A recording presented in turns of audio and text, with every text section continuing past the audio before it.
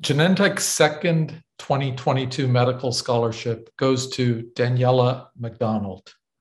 Daniella earned dual bachelor's degrees in human biology and theater from John Muir College, as well as a master's degree in biology and a PhD in biomedical sciences from UC San Diego, where she is now in med school to become a psychiatrist. Very impressive, Daniella. As the first transgender woman student there, Daniella has worked to change the culture, founding the Transgender Week of Visibility, for which she was recognized with the Outstanding Graduate Student Leader Award. She also co-founded the Curriculum Change Task Force to include more transgender topics, biology, inclusivity, and best practices in classes.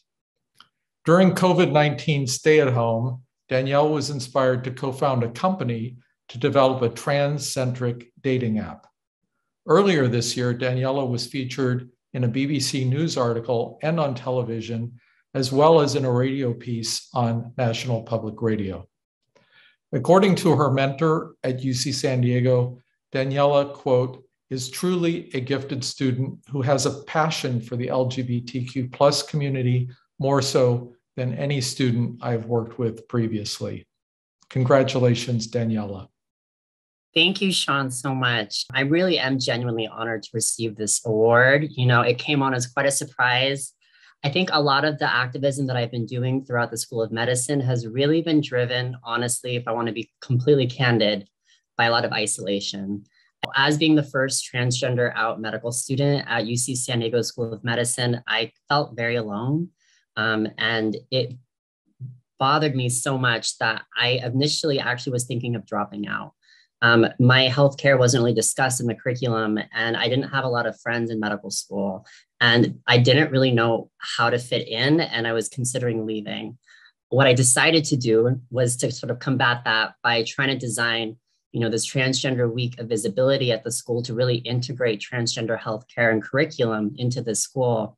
And I think that's really helped sort of gotten me to be feel like I'm more included in the school. So that's what initially inspired me to start the Transgender Week of Visibility, was this severe isolation I was feeling. This was started initially 7 years ago because I am an MD PhD student. And it actually, funny enough, this week is the Trans Week of Visibility now at UCSD this year. And we were able to get the Palm Springs mayor, who's a transgender woman, speak yesterday. And so it's just so exciting to see from where it started 7 years ago to now, like we're seeing more integration of transgender healthcare at the UC San Diego curriculum, and we're seeing more topics covered about transgender issues. And we are actually starting to get more accepted medical students that are transgender identified. And I really do think that, incorporating better curriculum and small groups and this task force that I was involved with has actually helped sort of grow those numbers, because it truly just takes one person to inspire others to sort of enter these more prestigious and professional fields, whether you be, any sort of letter in the LGBTQIA plus community. And so I'm really honored about that. I want to continue to do transgender healthcare teaching and integration in my future, as well as transgender research, which I'm really passionate about.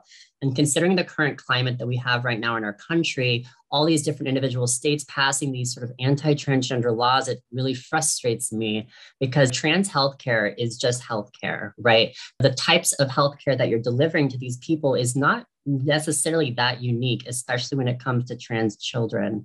We prescribe hormones to a lot of children that undergo precocious puberty. We prescribe puberty blockers. This isn't something new and unusual. It's just unfortunate that different states in our country are trying to combat this for the transgender individuals specifically. And so that's really a big goal of mine moving forward, is to try to find ways to combat this through my transgender healthcare research and just integration of a better exposure of this. Thank you so much.